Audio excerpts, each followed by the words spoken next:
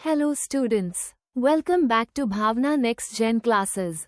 आज हम chapter 2 theory base of accounting का सबसे पहला टॉपिक इंट्रोडक्शन पढ़ने वाले हैं। अगर अकाउंटिंग को बिना किसी रूल के फॉलो किया जाए तो हर बिजनेस अपने हिसाब से अकाउंट्स बनाएगा। इस वजह से फाइनेंशियल स्टेटमेंट्स को कंपेयर करना मुश्किल हो जाएगा। इसी प्रॉब्लम को सॉल्व करने के लिए अकाउंटिंग कुछ एक्सेप्टेड रूल्स और प्रिंसिपल्स को फॉलो करती है, जिसे हम थियरी बेस ऑफ अकाउंटिंग कहते हैं। तो चलिए शुरू करते हैं। Meaning of theory base of accounting students, accounting को लैंग्वेज ऑफ बिजनेस भी कहा जाता है। जैसे हम अपनी बात लैंग्वेज के थ्रू एक्सप्रेस करते हैं, वैसे हाई बिजनेस अपनी फाइनेंशियल इंफॉर्मेशन अकाउंटिंग के थ्रू बताता है। अकाउंटिंग बिजनेस के हर फाइनेंशियल ट्रांजैक्शन को रिकॉर्ड करती है, क्लासिफाई करती है, समराइज करती है और यूजर्स तक कम्युनिकेट करती है। लेकिन अगर हर बिजनेस अलग अलग रूल्स फॉलो करे तो उनके फाइनेंशियल स्टेटमेंट्स को कंपेयर करना इम्पॉसिबल हो जाएगा। इसलिए अकाउंटिंग कुछ एक्सेप्टेड प्रिंसिपल्स, कॉन्सेप्ट्स, कन्वेंशंस और स्टैंडर्ड्स को फॉलो करती है। इन सबका combination high theory base of accounting कहलाता है। Importance of theory base of accounting. Theory base of accounting financial statements को साइंटिफिक और सिस्टमैटिक बेस प्रोवाइड करता है। इसकी वजह से अकाउंटिंग इन्फॉर्मेशन रिलायबल होती है, कंपेरेबल होती है, अंडरस्टैंडेबल होती है और डिसीजन मेकिंग के लिए यूजफुल होती है। इसी वजह से इन्वेस्टर्स, बैंक्स, गवर्नमेंट और मैनेजमेंट फाइनेंशियल स्टेटमेंट्स पर ट्रस्ट कर पाते हैं। Major components of theory base of accounting. ए फ्लैट देखते हैं इसके major components. 1. Generally accepted accounting principles (GAAP). ये अकाउंटिंग के एक्सेप्टेड रूल्स और गाइडलाइंस होते हैं। 2. Accounting concepts. ये बेसिक असम्पशंस होते हैं जिन पर अकाउंटिंग सिस्टम बेस्ड होता है। 3. Accounting conventions. ये अकाउंटिंग की एक्सेप्टेड कस्टम्स और प्रैक्टिसेस होती हैं जो एक्सपीरियंस से डेवलप हुई हैं। 4. Accounting standards. ये रूल्स बताते हैं कि फाइनेंशियल स्टेटमेंट्स किस फॉर्मेट में प्रिपेयर करनी चाहिए। 5. International financial reporting standards (IFRS). ये इंटरनेशनल लेवल पर उस होने वाले अकाउंटिंग स्टैंडर्ड्स हैं जिससे डिफरेंट कंट्रीज की फाइनेंशियल स्टेटमेंट्स कंपेयर की जा सकती हैं।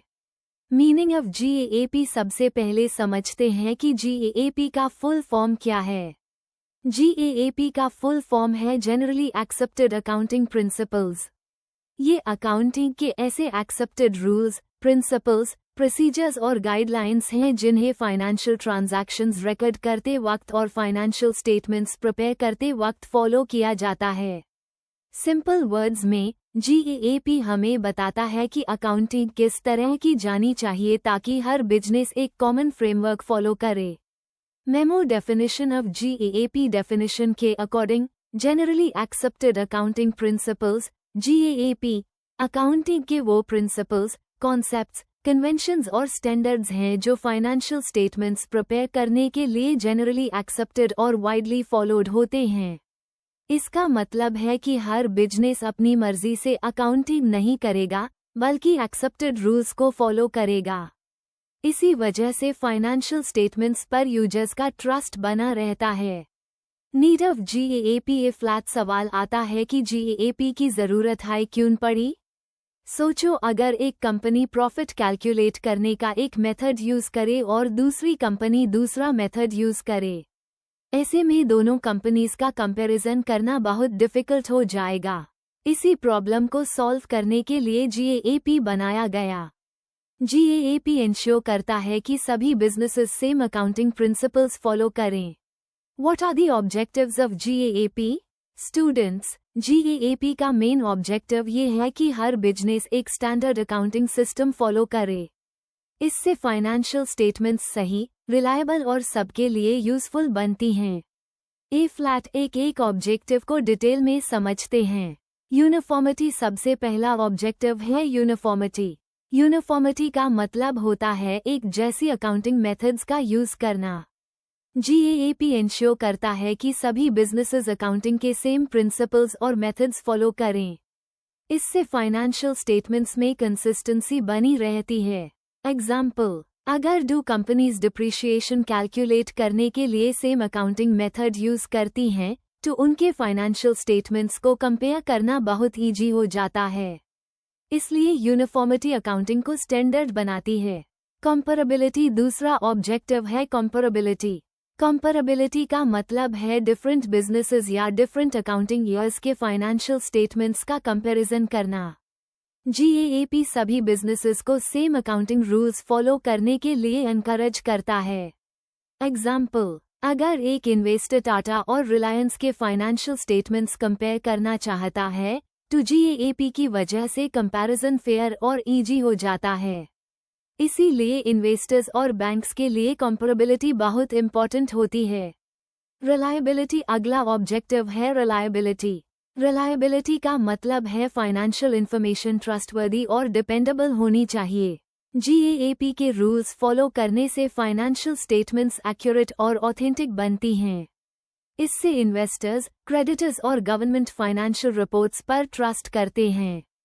ट्रांसपेरेंसी स्टूडेंट्स, ट्रांसपेरेंसी का मतलब है फाइनेंशियल इंफॉर्मेशन को क्लियरली डिस्क्लोज करना। बिजनेस को अपनी इंपॉर्टेंट फाइनेंशियल इंफॉर्मेशन ऑनेस्टली और क्लियरली प्रेजेंट करनी चाहिए। कोई भी इंपॉर्टेंट फैक्ट हाइड नहीं करना चाहिए। जब ट्रांसपेरेंसी होती है तब यूजर्स को बिजनेस की एक्चुअल फाइनेंशियल पोजीशन समझ आती है। बेटर डिसीजन मेकिंग ये GAAP का सबसे इम्पोर्टेंट ऑब्जेक्टिव है। रिलायबल और ट्रांसपेरेंट फाइनेंशियल इंफॉर्मेशन की हेल्प से मैनेजमेंट, इन्वेस्टर्स, क्रेडिटर्स और बैंक्स बेटर डिसीजंस ले पाते हैं। एग्जाम्पल, बैंक लोन देने से पहले कंपनी के फाइनेंशियल स्टेटमेंट्स चेक करता है। अगर स्टेटमेंट्स GAAP के अकॉर्डिंग प्रिपेयर्ड हैं, तो बैंक इजीली डिसीजन ले सकता है। इसी तरह इन्वेस्टर्स भी डिसाइड करते हैं कि किस कंपनी में इन्वेस्टमेंट करना सेफ रहेगा। फीचर्स ऑफ GAAP सबसे पहले बात करते हैं फीचर्स ऑफ GAAP की। 1. Universally accepted principles. GAAP ऐसे अकाउंटिंग प्रिंसिपल्स हैं जो दुनिया भर में वाइडली एक्सेप्टेड हैं। ये बिजनेसेस को एक स्टैंडर्ड अकाउंटिंग फ्रेमवर्क प्रोवाइड करते हैं। इससे फाइनेंशियल स्टेटमेंट्स पर यूजर्स का ट्रस्ट बढ़ता है। 2. Practical in nature. GAAP सिर्फ थियोरेटिकल रूल्स नहीं है, ये प्रैक्टिकल सिचुएशंस को ध्यान में रखकर बनाए गए हैं। इसलिए बिजनेसेस इन्हें डेली अकाउंटिंग वर्क में इजीली अप्लाई कर सकते हैं। 3. फ्लेक्सिबल बिजनेस एनवायरनमेंट हमेशा चेंज होता रहता है, इसलिए GAAP भी ज़रूरत के हिसाब से अपडेट होता रहता है। यानी ये रिजिड नहीं बल्कि फ्लेक्सिबल है। 4. Provides consistency. GAAP accounting methods में कंसिस्टेंसी मेंटेन करता है। जब एक हाई अकाउंटिंग मेथड बार बार उस होती है, तो फाइनेंशियल स्टेटमेंट्स को कंपेयर करना इजी हो जाता है। 5. Improves reliability. GAAP financial statements को एक्यूरेट और ट्रस्टवर्दी बनाता है। इसी वजह से इन्वेस्टर्स, क्रेडिटर्स और बैंक्स अकाउंटिंग इंफॉर्मेशन पर भरोसा करते हैं। Advantages of GAAP। फ्लैट देखते हैं GAAP के advantages. 1. Ensures uniform accounting practices. सभी businesses same accounting rules follow करते हैं। इससे अकाउंटिंग सिस्टम स्टैंडर्ड बन जाता है।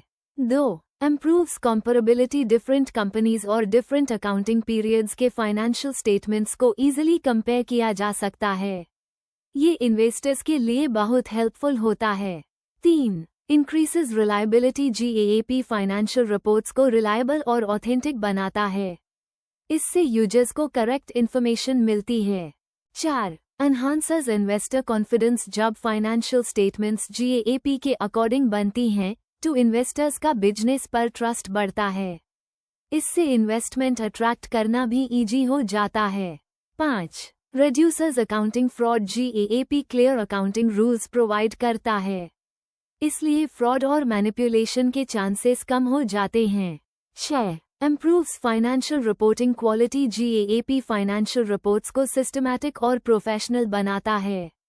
इंफॉर्मेशन क्लियर और इजी टू अंडरस्टैंड होती है। 7. Helps in legal compliance. कई कंट्रीज में अकाउंटिंग स्टैंडर्ड्स फॉलो करना मैंडेटरी होता है। GAAP बिजनेसेस को लीगल रिक्वायरमेंट्स फॉलो करने में हेल्प करता है।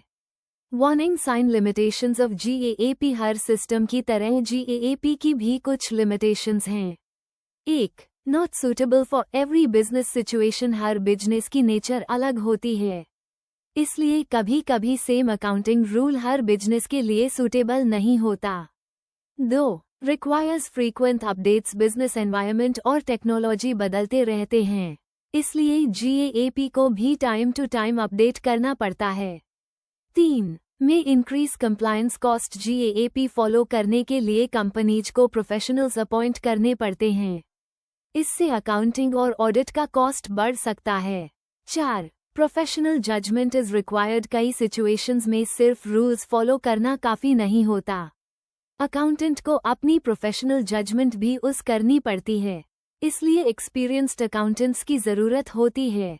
चलिए अभी थोड़ा सा अकाउंटिंग कॉन्सेप्ट्स के बारे में जानते हैं। Meaning of accounting concept. Students, सबसे पहले समझते हैं कि अकाउंटिंग कॉन्सेप्ट्स होते क्या हैं। अकाउंटिंग कॉन्सेप्ट्स वो बेसिक असम्पशंस, रूल्स और आइडियाज होते हैं जिन पर पूरी अकाउंटिंग सिस्टम बेस्ड होती है। जब भी किसी बिजनेस के अकाउंट्स प्रिपेयर किए जाते हैं, टैब अकाउंटेंट इन कॉन्सेप्ट्स को ध्यान में रखकर हाई अकाउंटिंग करता है। सिंपल वर्ड्स में, अकाउंटिंग कॉन्सेप्ट्स अकाउंटिंग के बेसिक प्रिंसिपल्स हैं जो फाइनेंशियल स्टेटमेंट्स को सही और रिलायबल बनाते हैं। Memo definition of accounting concepts. Accounting concepts को डिफाइन किया जा सकता है। Accounting concepts are the basic assumptions and principles that provide the foundation for recording, classifying and presenting financial transactions. इसका मतलब है कि अकाउंटिंग कॉन्सेप्ट्स हमें बताते हैं कि अकाउंट्स किस तरह मेंटेन और प्रिपेयर किए जाने चाहिए। Importance of accounting concepts. A flat बात करते हैं कि अकाउंटिंग कॉन्सेप्ट्स इंपॉर्टेंट क्यों हैं। 1. Provides a strong foundation. Accounting concepts पूरी अकाउंटिंग सिस्टम का बेस प्रोवाइड करते हैं, इनके बिना अकाउंटिंग को सिस्टमैटिक तरीके से मेंटेन करना मुश्किल हो जाता है। 2. Ensures uniformity. ये इंश्योर करते हैं कि सभी businesses similar accounting methods follow करें, इससे फाइनेंशियल स्टेटमेंट्स स्टैंडर्ड फॉर्म में प्रिपेयर होती हैं।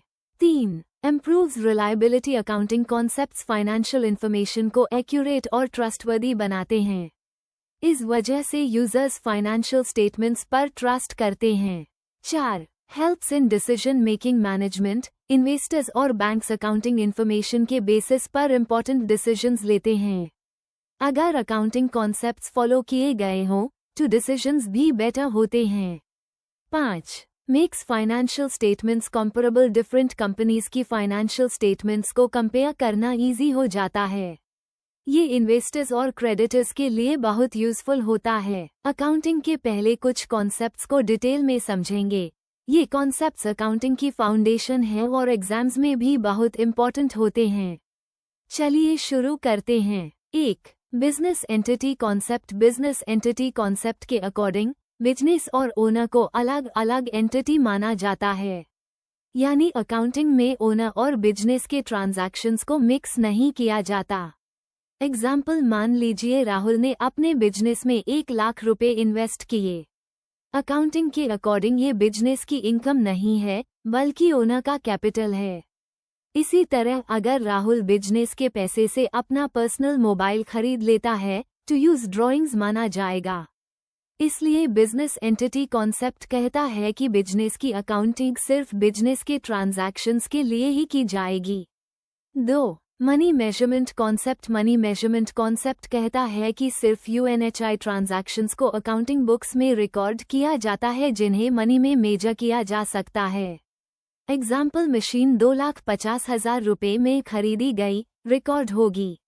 एम्प्लॉइज ऑनेस्ट हैं, रिकॉर्ड नहीं होगा क्योंकि ऑनेस्टी को मनी में मेजर नहीं किया जा सकता। इसलिए अकाउंटिंग सिर्फ मेजरेबल फाइनेंशियल ट्रांजैक्शंस को हाई रिकॉर्ड करती है।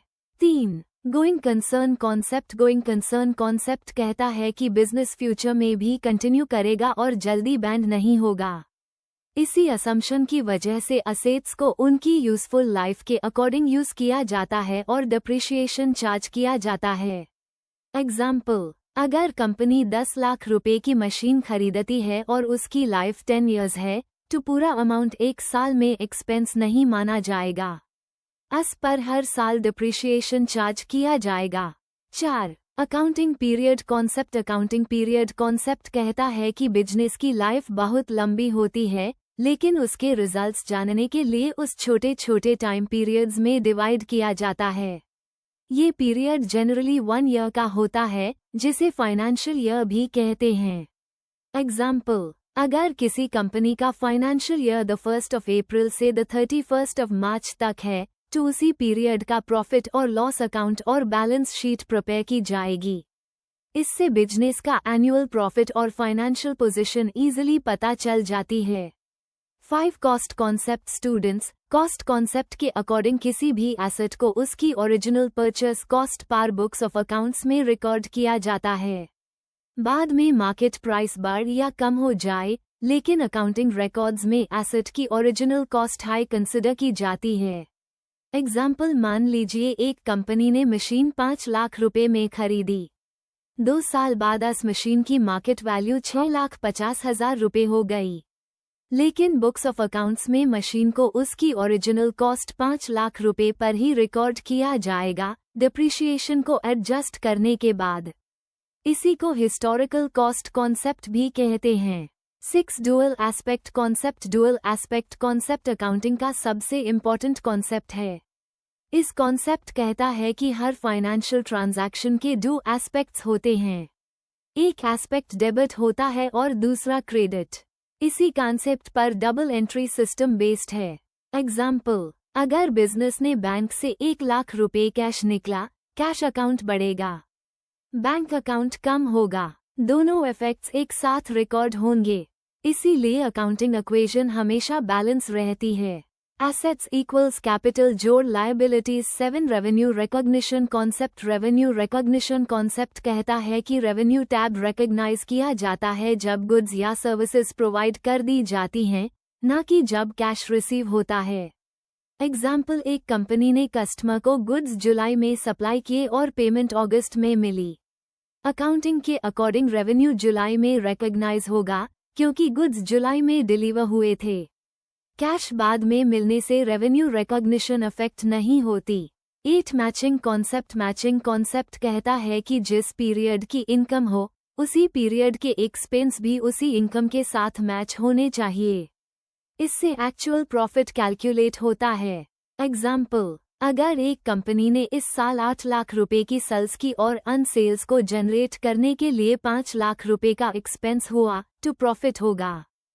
प्रॉफिट इक्वल्स 8 लाख रुपए माइनस 5 लाख रुपए इक्वल्स 3 लाख रुपए। इनकम और related expenses same accounting period में रिकॉर्ड किए जाते हैं।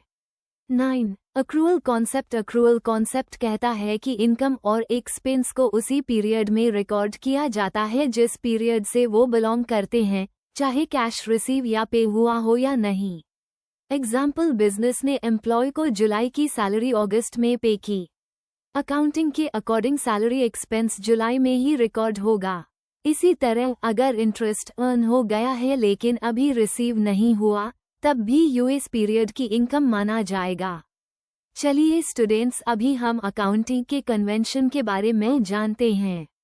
Meaning of accounting conventions. Students, accounting conventions वो कस्टम्स, ट्रेडिशंस और प्रैक्टिसेस होते हैं जो अकाउंटेंट्स ने कई सालों के एक्सपीरियंस के बाद एक्सेप्ट किए हैं।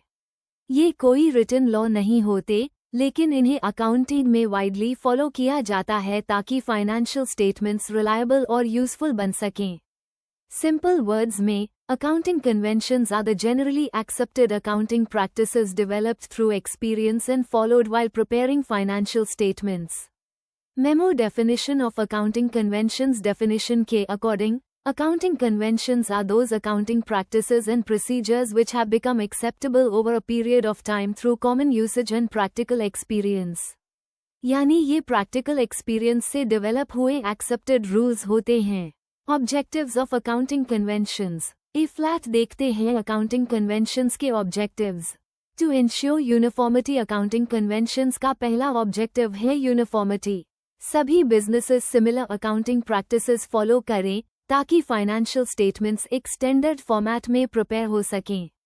इससे कंपैरिजन करना इजी हो जाता है। To improve reliability. Accounting conventions financial information को ट्रस्टवर्दी और रिलायबल बनाती हैं। जब एक्सेप्टेड प्रैक्टिसेस फॉलो होती हैं, टैब यूजर्स फाइनेंशियल स्टेटमेंट्स पर भरोसा करते हैं। To help in decision making management, investors, creditors और बैंक्स फाइनेंशियल स्टेटमेंट्स के बेसिस पर इम्पोर्टेंट डिसीजंस लेते हैं। अकाउंटिंग कन्वेंशंस उन्हें एक्यूरेट और यूजफुल इंफॉर्मेशन प्रोवाइड करती हैं। टू मेंटेन कंसिस्टेंसी, हर साल सेम अकाउंटिंग मेथड्स फॉलो करने से फाइनेंशियल स्टेटमेंट्स में कंसिस्टेंसी बनी रहती है। इससे ईयर टू ईयर कंपैरिजन आसान हो जाता है। To present true and fair view, accounting conventions का एक इम्पॉर्टेंट ऑब्जेक्टिव ये भी है कि फाइनेंशियल स्टेटमेंट्स बिजनेस की true and fair financial position को प्रेजेंट करें। किसी भी इम्पॉर्टेंट इन्फॉर्मेशन को हाइड नहीं किया जाना चाहिए। Books importance of accounting conventions, students, accounting conventions की वजह से financial statements easy to understand बनती हैं। डिफरेंट कंपनीज का कंपैरिजन पॉसिबल होता है। इन्वेस्टर्स का कॉन्फिडेंस बढ़ता है। अकाउंटिंग रिपोर्ट्स ट्रांसपेरेंट और रिलायबल बनती हैं। बिजनेस डिसीजंस लेना आसान हो जाता है। तो दोस्तों, इसी के साथ हमारा अकाउंटिंग स्टैंडर्ड्स चैप्टर कंप्लीट होता है। इस पूरी सीरीज में हमने अकाउंटिंग स्टैंडर्ड्स का मीनिंग, ऑब्जेक्टिव्स, बेनिफिट्स, लिमिटेशंस और इस चैप्टर के सारे इम्पोर्टेंट कॉन्सेप्ट्स डिटेल में समझे। मुझे उम्मीद है कि अब ये चैप्टर आपको अच्छी तरह समझ आ गया होगा और एग्जाम में आप इसे कॉन्फिडेंटली अटेम्प्ट कर पाएंगे। अगर आपने अभी तक इस सीरीज की कोई भी वीडियो मिस की है तो प्लेलिस्ट में जाकर ज़रूर देखिए। अगर वीडियो पसंद आई हो तो लाइक करिए, अपने फ्रेंड्स के साथ शेयर करिए और भावना नेक्स्ट जेन क्लासेस को सब्सक्राइब करना बिल्कुल मत भूलिए। मिलते हैं अगले चैप्टर के साथ। तब तक के लिए thank you, keep learning and keep growing. जय हिंद, चेरी ब्लॉसम।